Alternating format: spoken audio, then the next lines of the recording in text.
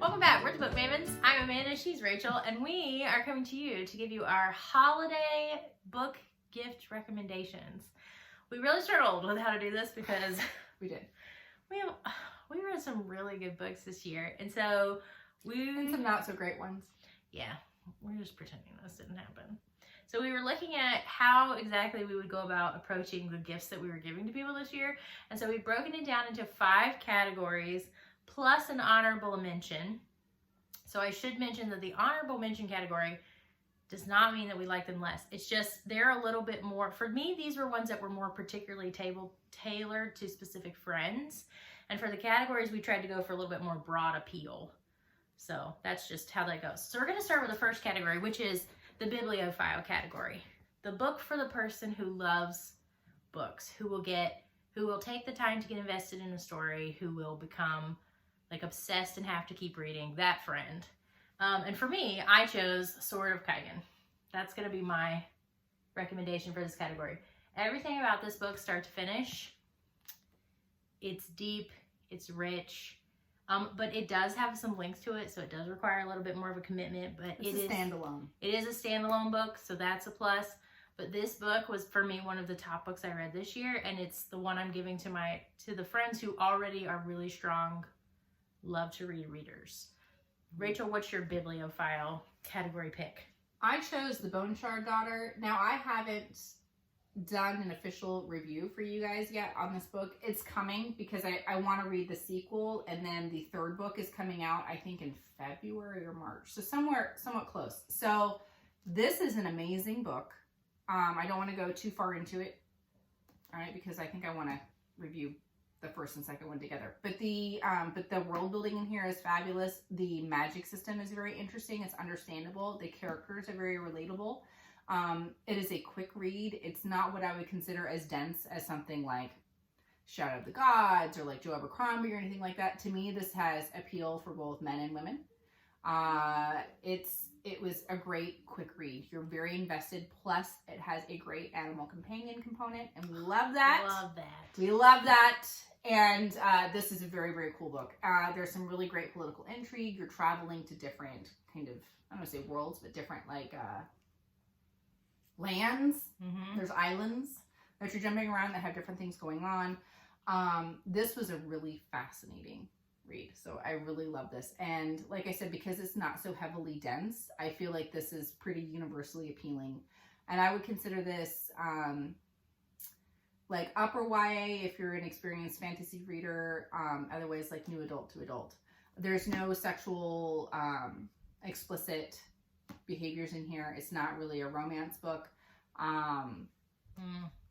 It does have some violent components in it. But yeah, I'm gonna give that warning on this one too. There's nothing like graphic about it from a sexual standpoint, but there is a lot of violence in this book. It is a war book. It says it right on Theonite War, right on the thing. This has a lot of graphic war violence, so I would go adult on this one.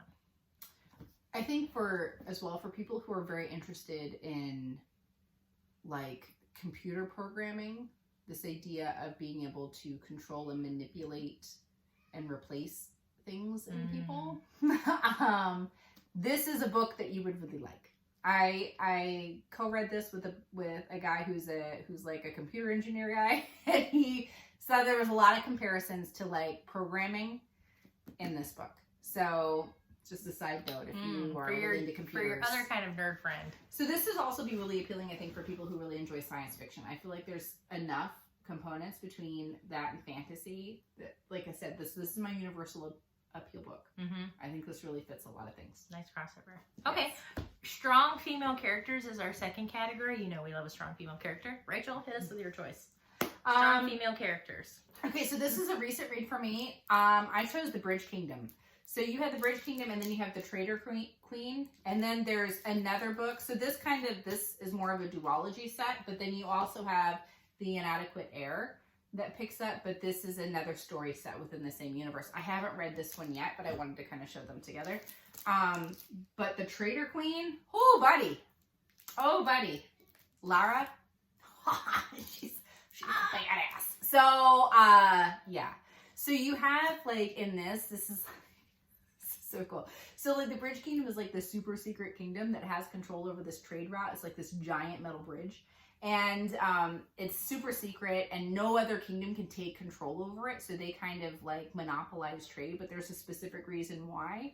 And so like out in the desert, there are these 12 sisters that have been secretly raised for one of them to be chosen to, through like this treaty that was signed, to become the bride to the king of the Bridge Kingdom. And so these 12 women, their sisters, have to compete against each other, you know, for this honor. So there's all kinds of, and like the father is like the super... so these girls have been brainwashed to think like the worst of the Bridge Kingdom, that they're terrible, that they're causing the death of their own people. So there's all of this going on. So Lara, who ends up being the one to go, initially, you know, she sent her to spy to figure out the secrets of the Bridge Kingdom, to figure out how they can break down this bridge. And then of course, you know, she finds out a lot of things that she didn't know. And as you always do in these circumstances. But there are decisions that are made that have serious repercussions. And so like the whole second book is just like a redemption arc. And it is so well done. And this is romance heavy. The enemies to lovers trope heavy. But you want to see enemies to lovers done right, this is the one. This is the one. Because it's not just, oh, I forgive you. It is like, oh, there's some serious stuff that has to be done to make up for those things. And our male lead, he's fabulous as well. He's really awesome. And this, for a female lead, though, this is where it is. There's so much character growth. You need to read these. I've been telling you. I'm gonna. These are very, my trouble is time and all the books I want to read. I know. See, I have these, like, these are the Bookish Box special editions, so they're all, like, I have them wrapped in my special stuff. Yeah. Okay, my choice for strong female characters this year is going to be the Athena Club series by Theodora Goss. It's a trilogy. Essentially, it takes these classic male-dominated books, Frankenstein, Dr. Moreau's Island, Dr. Jekyll, Mr. Hyde, and flips them, right? And it looks at what if they all had daughters? What if the characters are, like, what if the stories were really about women? Like, what if there is she's meant to be the bride of Frankenstein, but what if she doesn't love Frankenstein? Like, what if there's they each have a daughter, Dr. Jekyll and Mr. Hyde, right? And so then you tie that in with like the literary world of Sherlock Holmes and the other books that are written at the time. And this sounds really fun. It's such an adventure story, and I love the way it's written because it's written as if one of them is writing it after the fact. So there's always these little butt-ins where they're like, why are you writing it like that? Why do you have to put that detail in here? That's embarrassing. And they're like, because it's part of the story. Like, it's just really well done, and it's kind of like a girl club. So the female friendships in it are really strong. Plus, I love the twist on the classics, and that will appeal, I think, to a lot of readers out there, because there's elements of stories that they may recognize, but then this new interpretation, this twist on the tale, is really original, and I really like it. So that's my strong female character recommendation. Okay, then there's the emotional journey category. So this is for the people in your life who are ready to go on a ride, ready to feel all the feels. I chose the Deva Bod trilogy, which starts with The City of Brass. These are by S.A. Chakraborty. Rachel has the beautiful, she bought these kind of custom covers. They're from Fox and Wit. They're not available anymore, unfortunately, but they're really cool. They're beautiful. But this book series took me on a ride. I mean, what a journey. If you go back and watch our reviews of these, which actually spread out over several months because we did these with another book club. We did like one a month. I think like January, February, March, somewhere in there. What a ride. The second book, you're just absolutely devastated. You want to throw it out the window. You are so mad. And then there's so many. Yeah, this book is an exercise in frustration, and then sadness, and then joy, and then it all, like, oh my gosh, this one takes you on such a ride. So for your friend who's ready to go on a ride and is willing to pay the price, like who's willing to stick with the story for the payoff, this series is definitely a recommendation. All right, emotional journey, Rachel. All right, so I went with Lore Olympus, and so this is the first two. These ones are the special. They're from different ones. This is the Illumicrate one, and then this one is, I think, from Fox and Wit. Anyway, that have like the sprayed edges. But you can pick them up at Target. and those nice hardcover editions. I They're think so Barnes good. and Noble have special edition covers. They don't do. have the sprayed edges. So if you like the different kind of cover art, it's fine. So it's up through volume 3, and then volume 4 is up for pre-order right now. But Addicting. yes. So I read them. I read the actual books, and then I was like, I need more. So then I downloaded Webtoon so I could read it. Oh, I was so delighted when she finally got on the Webtoon because I pay money. I buy the coins. Yeah, so now I buy the episode every week. Yeah, so we're there, and so I think at this point in time you're looking at like at least 8 or 9 volumes, easily. At least. Mm-hmm. So just waiting for them to come out. I absolutely love having them in print. If you're going to read them, I mean, you're talking less than 3 hours to zip through one of these because it's a comic book format. Yeah, they're essentially kind of graphic novelists. Yeah, they're very cool. They're a webcomic. And the artwork's really awesome. But the beautiful. storyline, the journey that you're going on between Hades and Persephone, so these are Hades and Persephone retellings. So it's in like kind of a modern setting, but you still have like Olympus and the underworld and everything. But the way that they just mix a more modern viewpoint on things in terms of how you look at relationships, how you look at trauma in relationships, how to recover from them, and how to learn how to talk about difficult subjects. I think they've done a really wonderful job exploring those themes. So talking about recovering from sexual assault, talking about what consent means and how to have conversations with people about things that you're comfortable with. And I'm not talking about just sex, just like in general with relationships that you have with people, setting boundaries. I know it sounds like such a weird thing, like to talk about with Hades and Persephone, but there's some really deep parental things. Relationships, trauma, conflict. Oh, it's such a good series, guys. Relationship with brothers, you have these long-standing relationships, and competition with siblings, toxic traits, and it's just this is where it's at. I have been recommending people getting on the Lore Olympus bus now for months, and I highly recommend them. And I do think these are beautiful. I mean, without the sprayed editions, just these copies, what a great gift. I mean, for people who say that they want to read and just don't think they have the time, start doing like the graphic novel. Yeah. Then because and I'll tell you this, like with Webtoon, eventually when the series is finished, if it follows the traditional Webtoon model, the whole thing will become locked. So it's open while it's active, unless you want to pay for the so each week an episode unlocks for free, but you can pay ahead for FastPass. But once a series is totally complete, it gets locked away. Which I'm sure since they're published, there will be some version of that. But if you're waiting, I'll wait till the end and then I'll read it for free on Webtoon, that may not be the case. You may just want to... Well, you can read it for free on Webtoon all the way up into... into the last 3 episodes. Yeah. So... Do it. Do it. I read it on Webtoon. My thumbs got sore. I was so delighted with myself. I'm taking responsibility for this one. I'm so delighted. My recommendations don't always work out, Rachel, and this one I'm taking credit for. No, that's totally fine. I love them. Good. I love them. Yeah, I stamped this one approved too. I think it's a great way to explore emotional growth in so many ways. It's amazing. It's very, very good. All right, on that same vein of Rachel's really excited about it, we threw in a nonfiction category. I read a lot of nonfiction. Rachel does not generally. But she has a nonfiction recommendation for you. Well, we both do. Tell them about your nonfiction choice, Rachel. There are so many things. I was going to make a separate video for it. I still might. I think you should. A love letter to... Okay, let's see. Now I have to have the background, so now maybe I won't. I'll just include it here. But look, okay.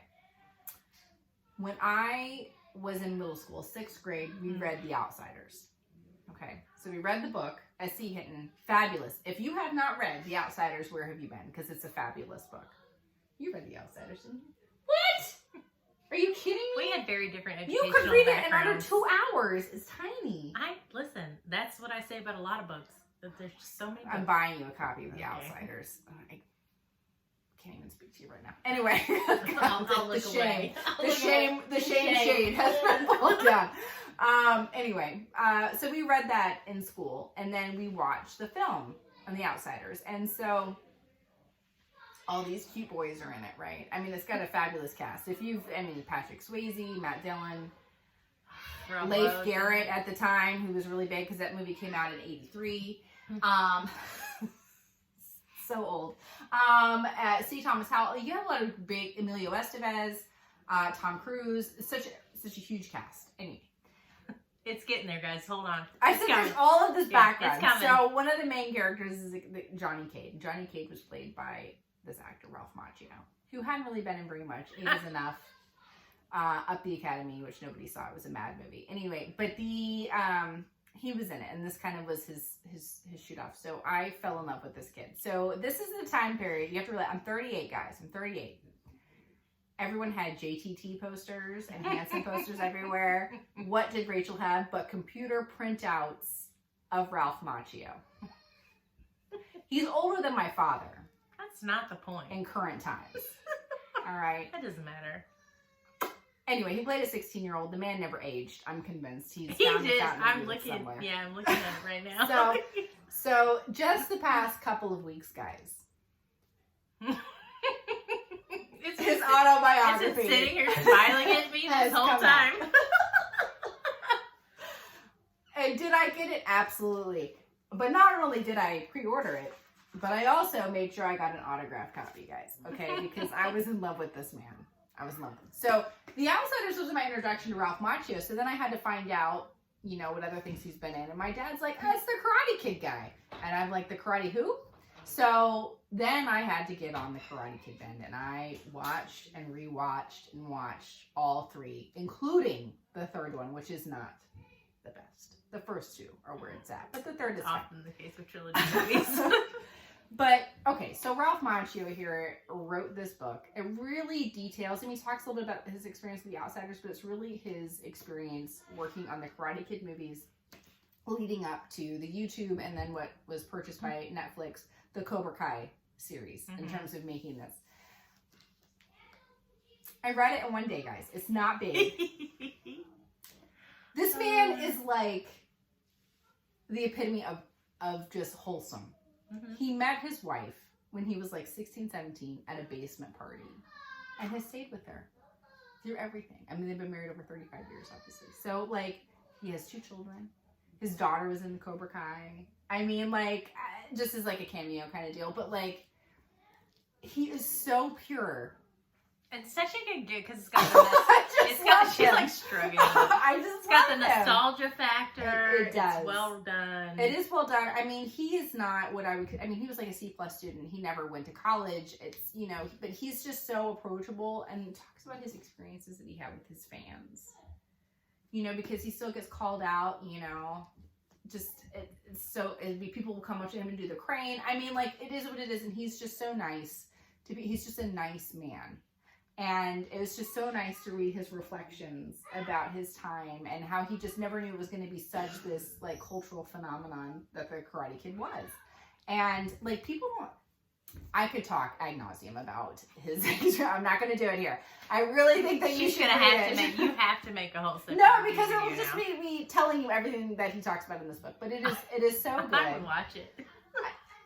Him with Pat Morita, who played Mr. Miyagi, and their relationship. I mean, because they made 3 movies over a decade, pretty much, 1984 to 1989. And his love for that man, and just how much it took to be able to get him to sign off on doing something to further the Karate Kid story with Cobra Kai is fascinating. And his relationship with his coworkers, and just I mean, I just love him. I still love him. He's amazing. And I'm going to keep talking about it. Hold his book the whole rest No, but I do love him. Like, if you were a child of the 80s, please read it, because it's such a reflection of the time too. And then just his experience, it's just so cute, and it's a nothing read. I mean, you could a couple hours. So that's my recommendation. And plus, like, in the middle of the book is so cute. There's all these pictures of when he was a kid. And on the set and stuff like that, doing something. Do yourself as a favor and pick up Ralph Macchio's autobiography. That's right. That's right. My nonfiction pick is going to sound so lame next to that glowing recommendation. Okay, well, mine is Heart Talk by Cleo Wade. Going to insert it here. Heart Talk, it's kind of a combination of musings and poetry, and I'm not usually a huge poetry reader. But Cleo Wade has this like beautiful way of writing that like it's as if your beloved aunt has come and sat down at your kitchen table and just is like solving all your life problems. That's what it feels like when you read Hard Talk. So I can't give a disclosure on Vacations Ralph Macchio, but that is personal. It's not quite as, it will take you on a person, you know, it's beautiful. Cleo Wade, Hard Talk, that's my nonfiction choice. It's a great gift book. I'm going to leave that there. Okay, the final category before we get to our honorable mentions is just your best all-around gift book. Now, let us qualify here. We are not saying this is our favorite book that we read this year. We are not saying that this is the best book ever. What we're saying is, when you want to give someone a book and you're not really sure, maybe you don't know them super well, or just, this is just your all-around best book, go-to book for a gift, okay? When you're stuck, for that person you really love, best all-around go-to gift book. Okay, mine is the first book of the Temeraire series, His Majesty's Dragon, or Temeraire if you get the British version. Accessible, it's got that historical fiction element, it's got the fantasy in there, there's nothing problematic in the first book in terms, it's not particularly violent, it's not particularly, like, it's just a really solid, good book that opens you up if you want to keep going to this beautiful fantasy world. Relationship. Yeah, it's relationship driven. This for me is this is my go-to gift book this year that I'm giving to lots of people because I want them to read it so we can talk about Temeraire. So good.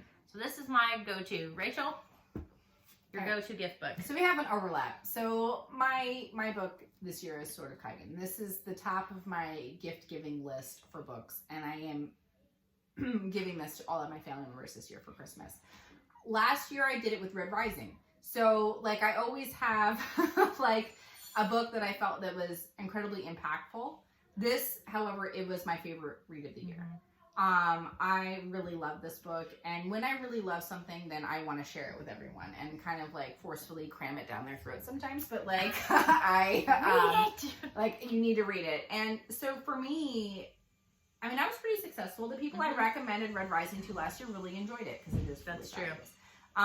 But because this is a standalone, so nobody has to get locked in. I mean, she's a little bit of a chunk, but the emotional journey here, the character development, the family dynamics, the beautifully written battle scenes.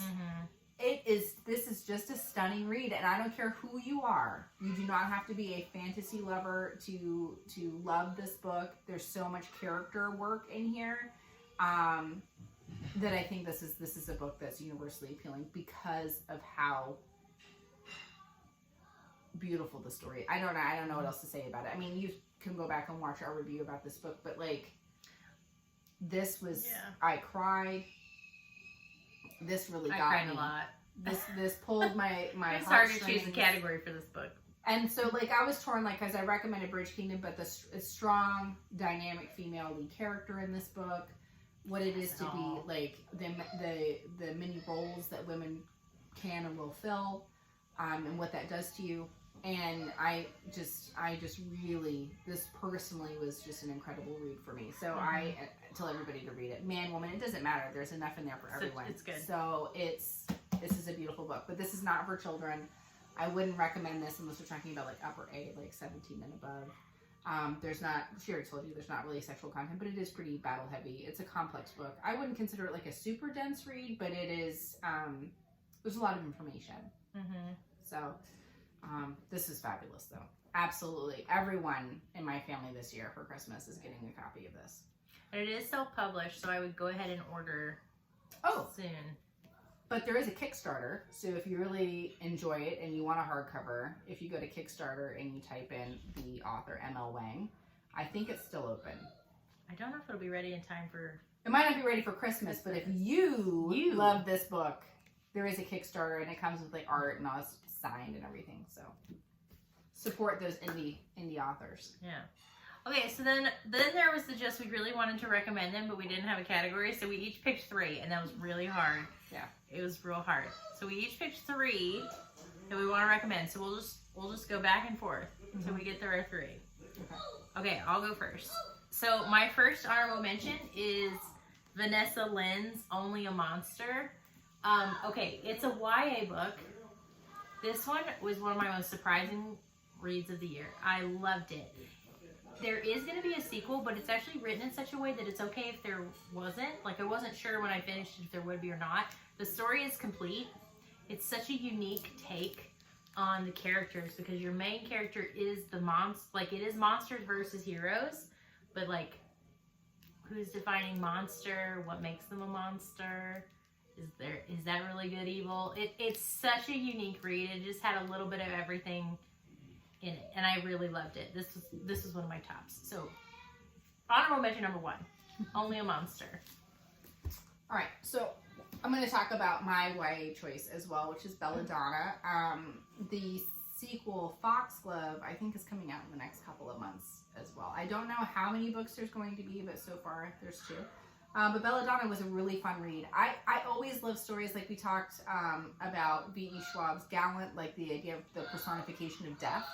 So you have that in this book as well, and the relationship. I really loved it. So I did do a review on this book, so if you want to find out more information, I highly recommend that you watch that review. But this is a great YA book.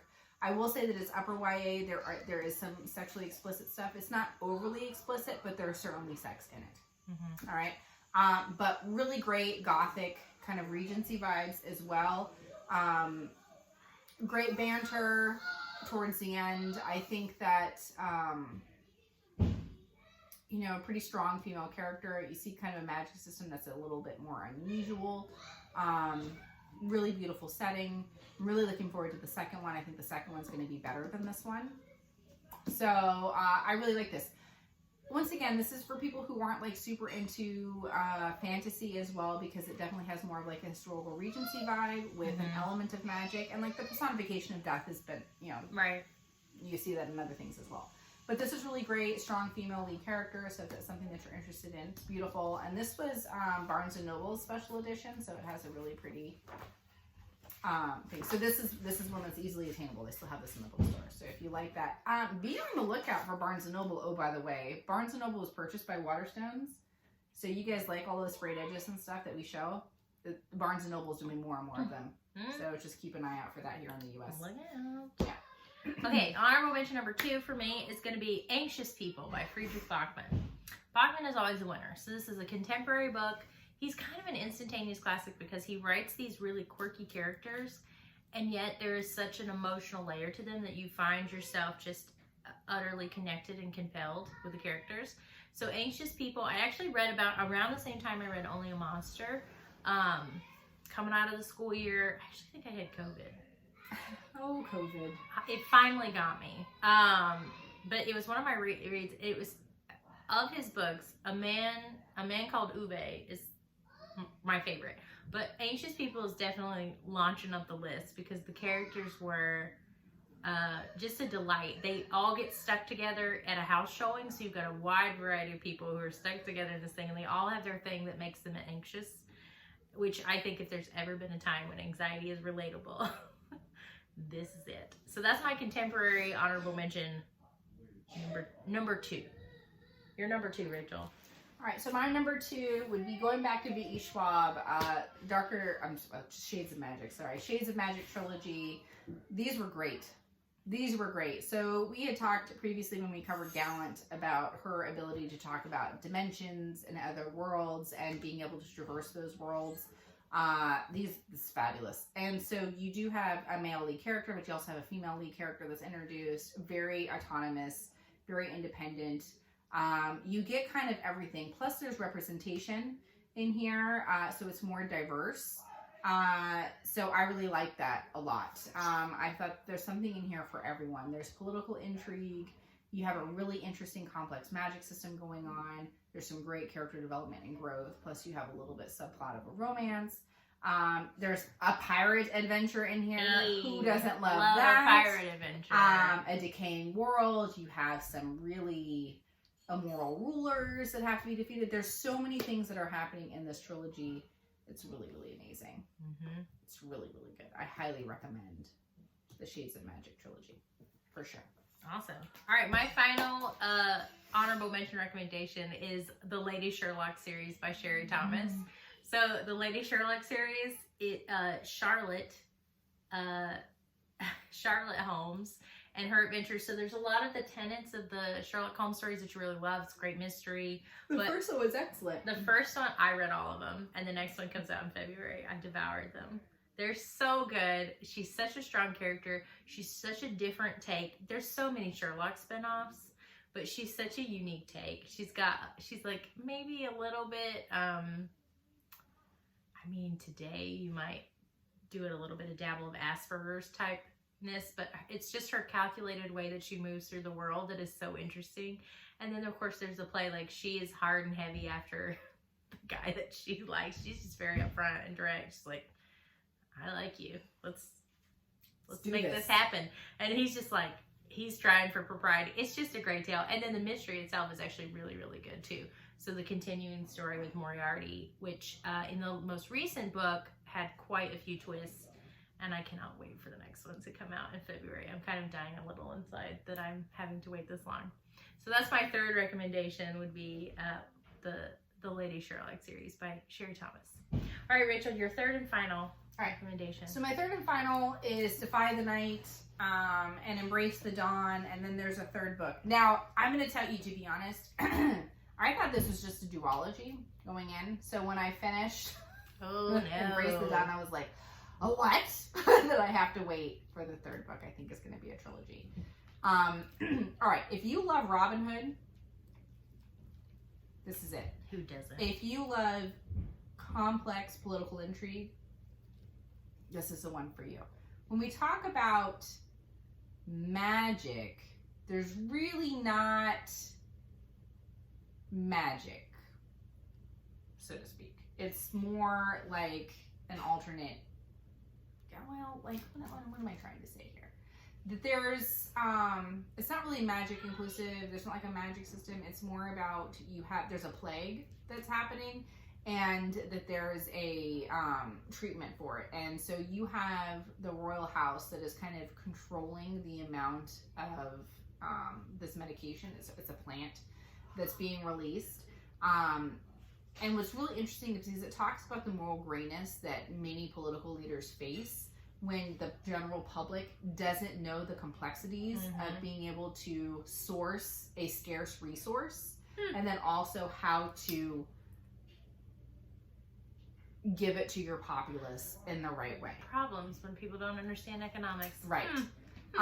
So there's so much blame, and then you also have this, where you sometimes you end up with like political rulers, because you have like a king in this book and becoming too separate from his people, and because there's a fine line to understand that people are suffering, and also how to control the message of that I do care, I do see you, but there is this scarcity issue, and there isn't enough to go around. How can I control the situation? So it was very interesting, because you have like this group of rebels that are fighting against the crown, but you also have like the younger brother who is trying to be out. So this is the Robin Hood kind of deal. So he's in disguise and has been working with this healer to disperse this medication to the poorest of the poor, and in secret. And so there's all of this great political intrigue going on, but also that he is learning the lesson in terms of how to function, deal with people when he really serves a quite cruel role in public. Yeah. And like what's really happening, and then what's happening with his relationship with his brother, who is the king. They lose their parents when they're very, very young, when they're not ready to rule. And to just see this evolution is just fascinating. And then of course there's a relationship with the healer. There's a romance involved, but it is a very it's not explicit at all, very faded line. So but the relationship between them is so interesting, because she doesn't love all parts of him, that there are things that he's done that because she's a healer, so she's been among the people, but it was this oversimplified life. And so now she realizes how complex the issue is, and so she ends up becoming kind of like this bridge between the people and the ruling class, which is really interesting. You would love this. I know. I told her. I'm writing down a lot of these to read. So this one I think is really great for people who want to read more of a fantasy bend without a hard magic system. This is very political. So if you like I like political that. intrigue books, I do. and what it is to rule, I think this is a great reflection of that and how difficult it is, because you can't be universally loved. There's no way to make that happen. And just the give and take, and it's constant. It's constant. I think these are really great books. I don't have the second one. The second one I have is digital. I'm hoping that Bookish Box, this is their cover, will release a dust jacket so I can have a matching set. So I refuse to buy one until I know for sure. Until I wanted know. it. All right. Well, that's our recommendations for the 2022 holiday shopping season. We hope that wherever you are and whoever you're with, that you're enjoying and celebrating your holiday season together, and that it is filled with many, many books and lots of opportunities to read. And we will see you next time. Bye.